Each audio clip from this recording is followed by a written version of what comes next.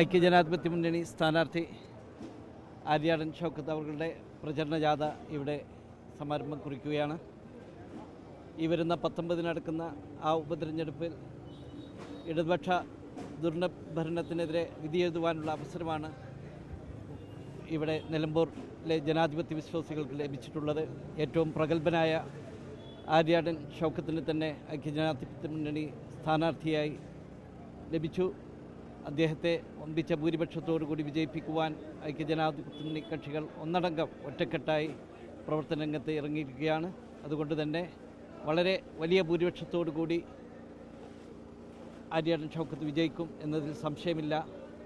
അതിൻ്റെ ഇനിയുള്ള പ്രവർത്തനങ്ങളിലേക്കാണ് അണികൾ ഇറങ്ങുന്നത്.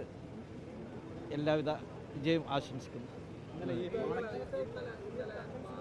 ഇന്നലത്തെ വാർത്തകളൊന്നുമില്ല. ഇന്ന് ഉള്ള വാർത്ത, അതായത് പിന്നെ നേരത്തെ ഡേറ്റുകൾ കൊടുത്താണ്. ഇന്ന് പ്രചരണ ജാഥയ്ക്ക് വരാം. ഇനി തുടർന്നുള്ള ദിവസങ്ങളിലും വളരെ സജീവമായി എല്ലാവരും ഉണ്ടാവും. ഇന്നലെ മുസ്ലിം ലീഗിൻ്റെ സമ്മന്നതരായ എല്ലാ നേതാക്കളും ആ കൺവെൻഷനിൽ പങ്കെടുത്തിട്ടുണ്ട്.